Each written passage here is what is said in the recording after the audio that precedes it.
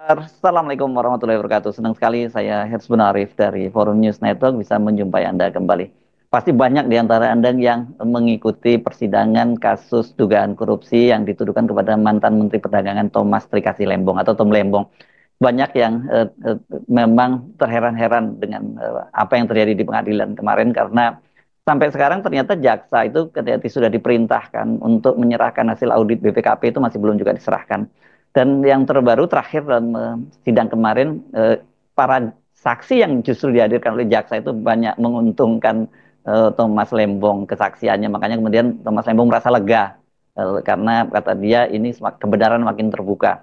Tapi sih saya menyarankan kalau memang dia jadi target jangan terlalu lega dulu gitu. Mungkin nantinya tetap aja akan dicari-cari kesalahannya. Tapi mari kita supaya fair ya, tidak kemudian cuman menduga-duga, apalagi kemudian memberikan semacam kecurigaan yang berlebihan. Saya ajak Anda untuk berbincang dengan pakar perhitungan kerugian keuangan negara, Dr. Hamdani. Assalamualaikum, Pak. Waalaikumsalam warahmatullahi wabarakatuh. Sehat-sehat, Jangan, Mas Tul. ya, jangan lemes dong. Ini puasa memang sudah tinggal berapa hari lagi. Kelihatannya lemes sekali. Oke, banyak. Saya kira kalau kalau kami ini publik hanya menduga-duga. Tapi kalau Anda tentu punya dasar ya untuk menjelaskan apa yang sebenarnya terjadi dalam persidangan Thomas Lembong itu, dan mengapa kemudian jaksa juga sampai sekarang belum menyerahkan hasil auditnya. Padahal hasil audit itu kan penting untuk jadi dasar semacam ya klarifikasi terhadap hal-hal yang dihasilkan oleh audit itu. Baik, Assalamualaikum warahmatullahi wabarakatuh, para netizen Assalamualaikum. semuanya. Alhamdulillah pada suasana Ramadan ini tentunya kita berharap keberkahan ya. Ya, Eh, dan kemudian tentunya apa yang disampaikan oleh Mas Asung bahwa persidangan Pak Tom Lembong ini tentunya sudah memasuki tahap yang masuk pada pemeriksaan saksi. mhm, Tentu seperti mana apa yang disampaikan oleh kuasa hukum dan juga oleh Tom Lembong sendiri, ya kan proses penahanan beliau sudah cukup lama, jadi ya, berjalan dari tanggal 9 Oktober itu sampai ke persidangan itu 4 bulan.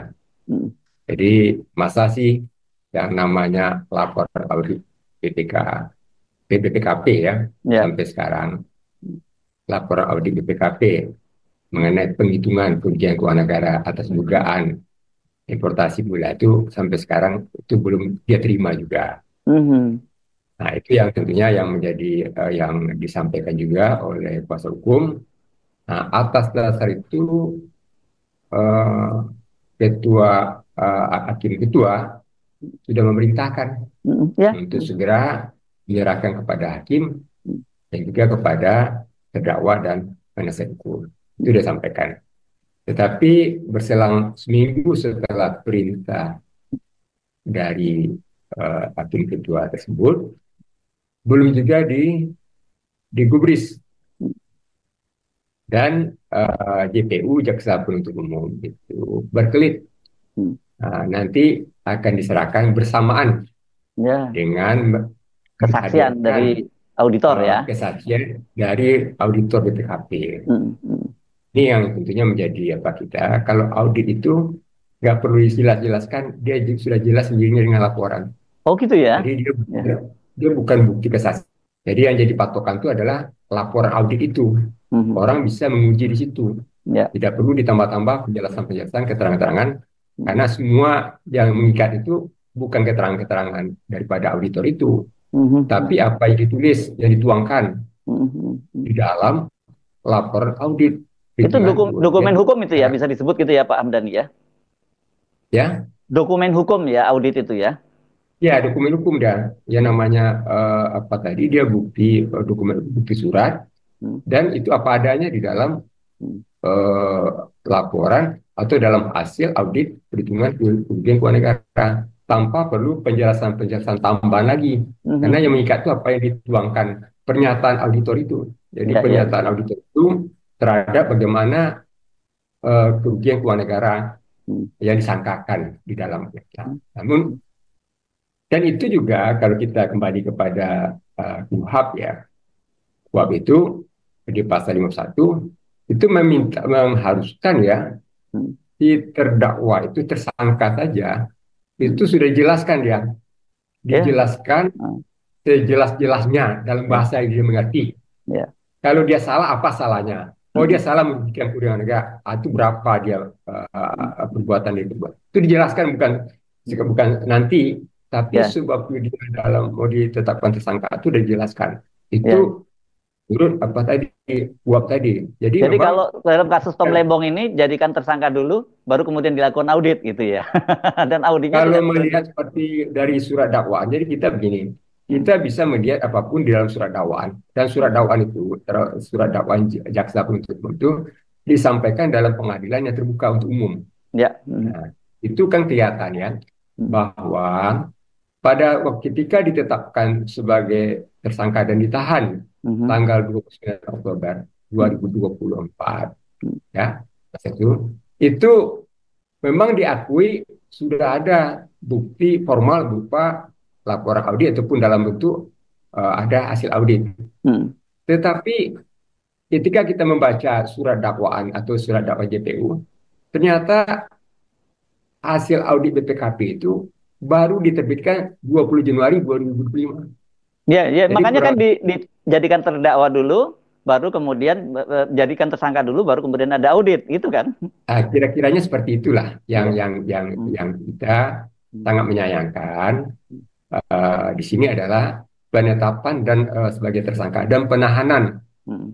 Tom Lembong ini seperti dipaksakan ya. Hmm. Mestinya kan harus clear dulu Hmm. berkaitan dengan mana laporan hasil auditnya Hmm. yang menyebutkan bahwa Tom Lembong itu melakukan perbuatan tindakan penyalahgunaan wewenang Hmm. ya sehingga menimbulkan kerugian keuangan negara, memperkaya orang lain atau diri sendiri.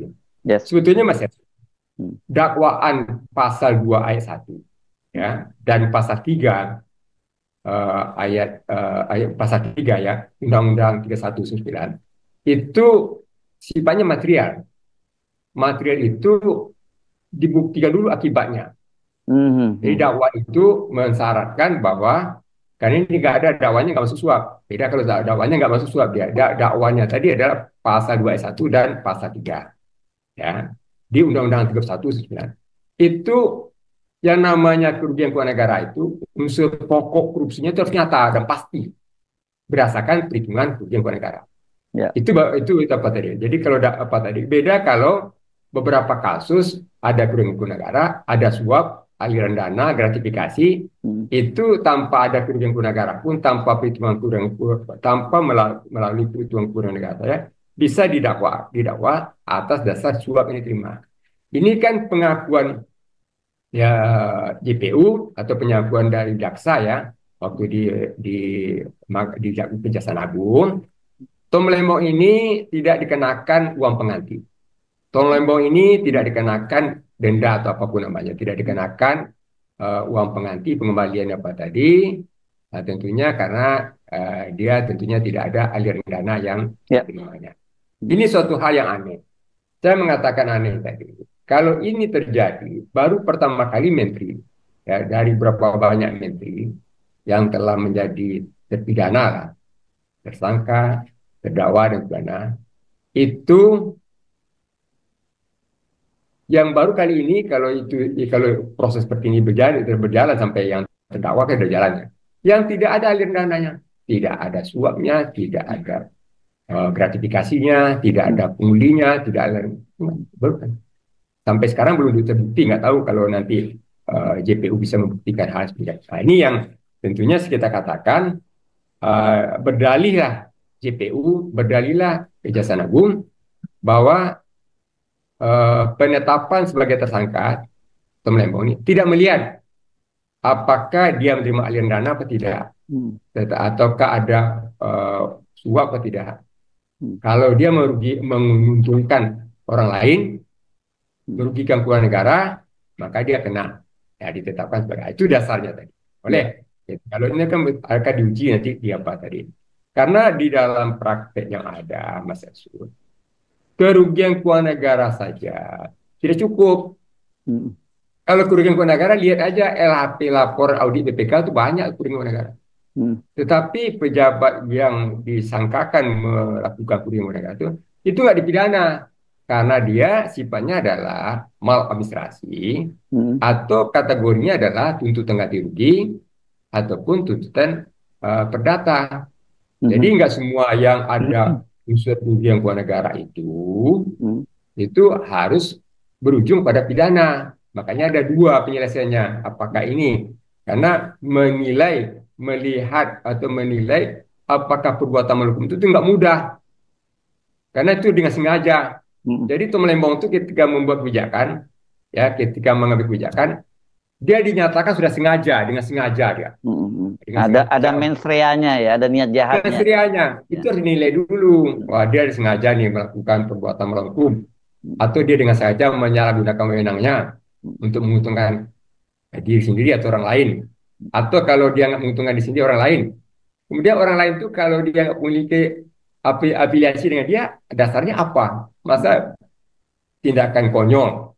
Ada pejabat mau menguntungkan pihak lain, ya, ya untuk tadi, yang dia tidak mendapat keuntungan sama sekali. Ya. Itu suatu hal yang konyol. Kecuali kan nanti dibuktikan bahwa bahwa pihak-pihak yang tadi ternyata apa ada hubungan atau afiliasinya. Ya.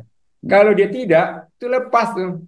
Selama itu nggak pernah ada yang menteri ataupun pejabat-pejabat yang ketika ada kerugian ke negara tidak ada mens rea dia dalam Hmm. kaitan dengan aliran dana atau segala macam tadi. Murni ada tindakan administratif, Ya. murni keputusan administratif itu lepas. Hmm. Walaupun ada perdata yang dikenakan kepada para pihak lain ya, para pihak, Ya. pihak lain yang tentu ya dikatakan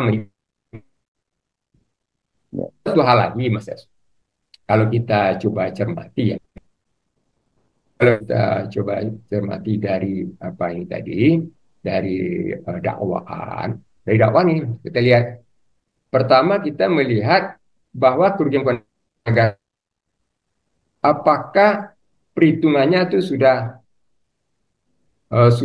sesuai nggak dengan Hmm. standar-standar penghitungan kerugian. Apakah sudah dengan norma yang benar nggak, konsep yang benar nggak, metode yang benar nggak.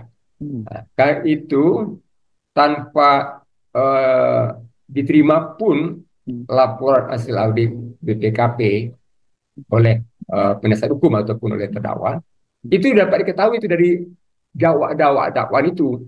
Hmm. Kenapa diketahui dalam dakwaan itu? Dalam dakwaan itu analisis, kalkulasi, hitung-hitungan apa yang ada di dalam apa yang ada hasil audit BPKP dan dimuat, dari kutip di situ, dijadikan dasar dakwaan untuk unsur kerugian keuangan negaranya itu sudah dia dapat. Nah, ternyata apa yang kita coba cermati, yang bisa kita eksaminasi ya terhadap hasil audit BPKP tersebut. Yang bisa kita eksaminasi tadi, pertama, ini kalau kita cermati dari masa permintaan daripada Kejaksaan Agung kepada BPKP, pada BPKP. Itu permintaannya masih Oktober 2003. Hmm.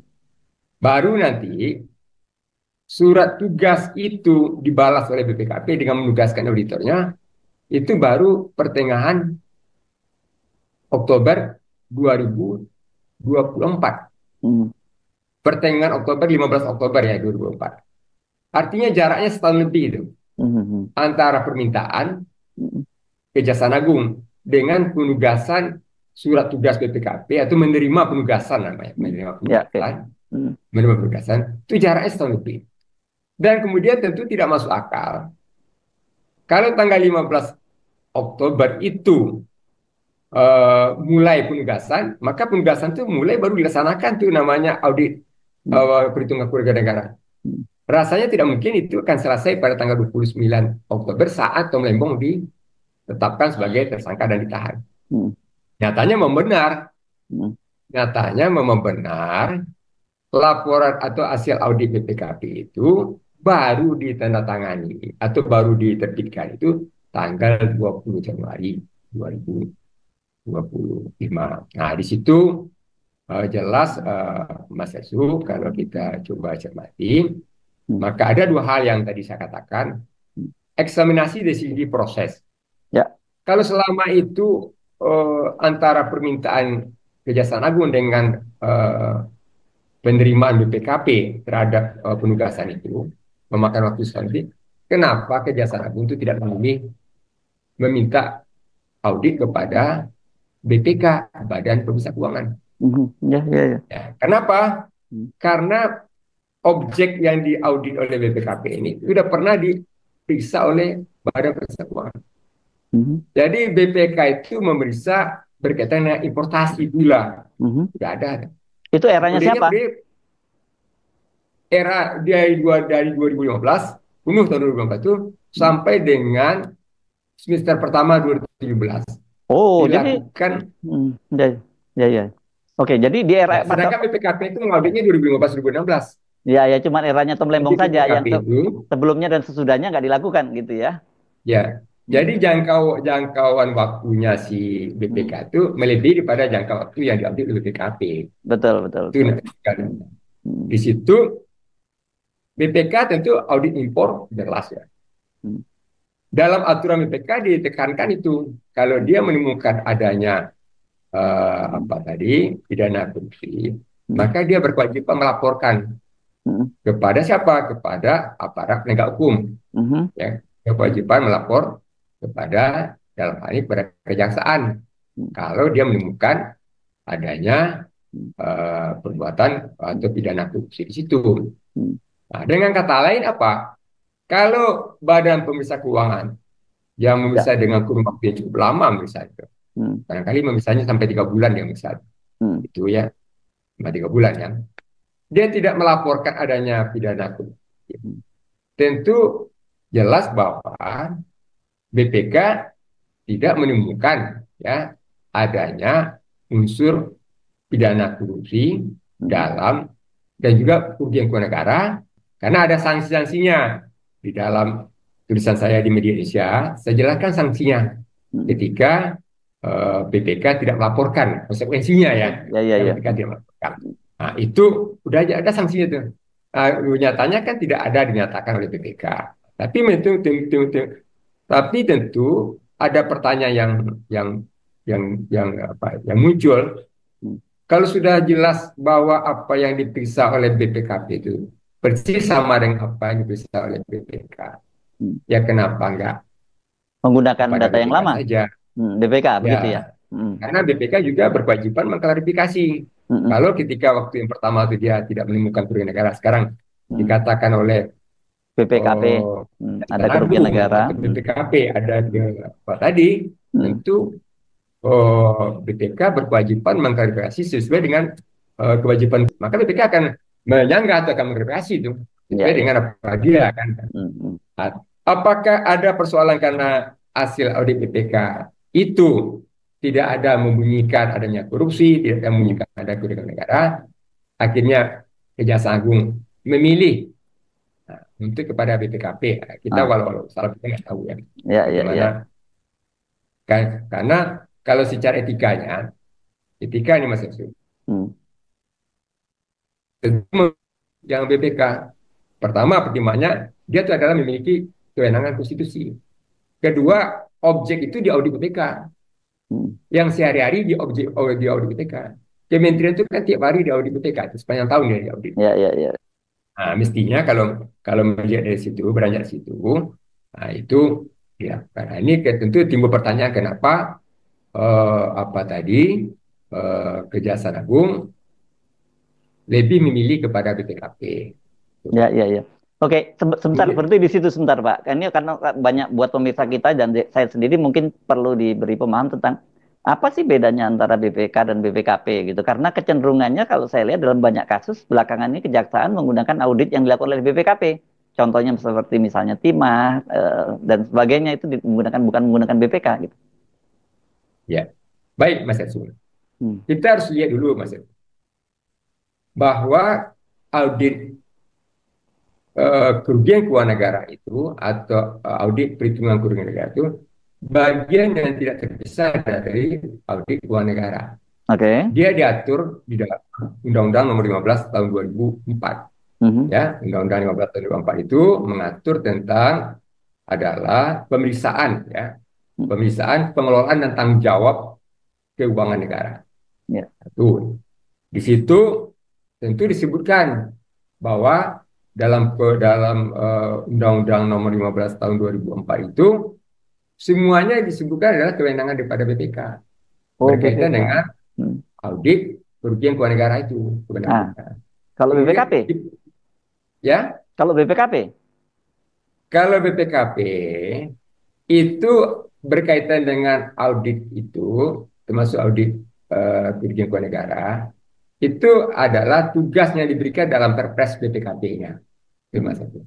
Dan kemudian Kejaksaan Agung itu juga memiliki kerjasama MOU Mhm. dengan BPK. Buktinya yang namanya audit berkaitan jasa apa tadi asuransi Jiwasraya Mhm. dan Asabri itu kan diserahkan kepada BPK ya. Ya. Jadi itu mungkin yang jadi itu dari aspek proses Mas Hersi, ya. Jadi perhitungan kerugian negara dalam konstruksi perhitungannya BPKP ini Mhm. itu sebesar 578 Ya. itu terdiri atas, ya, Mhm. terdiri atas pertama 383 miliar, Mhm. ya. 383 miliar itu adalah perbedaan atau selisih Mhm. BA masuk dan pajak impor atas gula kristal putih Ya. dibandingkan dengan bea masuk dan pajak impor dari gula kristal mentah. Mhm. Nah, pertanyaannya tentunya yang diimpor sekarang itu apa? Bukan gula putih, tapi gula kristal mentah. Mhm. Sehingga tentunya tidak logis dan tidak masuk akal dan tentu metodenya salah kalau perbedaan itu dijadikan dasar kerugian negara. Tidak Mhm. bisa kerugian negara itu dasarnya asumsi. Tidak bisa berdasarkan potensi. Karena itu sudah dibatalkan tahun 2016 itu. Yang menyatakan, putusan MK nomor 25 tahun 2016, menyatakan perhitungan kerugian negara itu harus nyata dan pasti. Mhm. Jadi nyata-nyata betul nyata, pasti betul. Sebagai akibat apakah perbuatan melawan dan lain-lain. Jadi nyata dan pasti. Nggak bisa potensi. Jadi nggak ada lagi kata-kata dapat, makanya dari nyata dan pasti. Itu salah. Yang berikutnya lagi Mas Yasun, nah, kemudian yang ilegal, legal dari impor. Keputusan eh, Pak Tom Lembong mengizinkan impor tadi itu legal. Kalaupun dipersoalkan oleh jaksa penuntut umum tidak adanya rapat koordinasi atau asumsi bahwa dalam keadaan surplus itu persoalan lain, ya. Jadi kalau oh ini ternyata surplus. Tapi kan saksi-saksi yang dihadirkan kemarin kan menyatakan tidak surplus gulanya. Jadi kan terbantahkan jadinya. Tidak Gula pernah itu tidak ada ya, surplus. tidak pernah kita surplus gula itu tidak pernah ada ya. Ya, Surplus gula itu tidak pernah ada gitu ya, selalu kita butuh selalu minus kan dan ada makanya kebutuhan impor itu ya, selalu ada. betul. Ya. Jadi dengan demikian Mas Yatsu, karena tentunya tadi dikatakan, jadi nggak ada persoalan kalau Hmm. impor gula karena memang kondisinya adalah tidak dalam keadaan defisit. Hmm. Dan kalau rapat koordinasi, kan itu namanya bisa. Rapat koordinasi diatur oleh siapa? Kan diatur dalam peraturan Menteri Perdagangan. Hmm. Kalau tidak ada rapat koordinasi kan dia tidak mengikuti semua aturan dia yang dibuat, kan tidak serta-merta itu dikatakan perbuatan hukum. Nggak semudah itu mensangkakan orang dengan perbuatan hukum. Walaupun ada peraturannya dengan pertimbangan-pertimbangan emergensi, dengan pertimbangan diskresi, Hmm. bisa saja dia nggak laksanakan itu. Yang Ya. namanya katakanlah rapat koordinasi. Itu nanti dan itu sebetulnya ranahnya bukan ranah undang-undang tipikor lagi. Itu ranahnya itu Mas Heru, itu Undang-Undang 30 tahun 2015 tentang administrasi pemerintahan. Itu bisa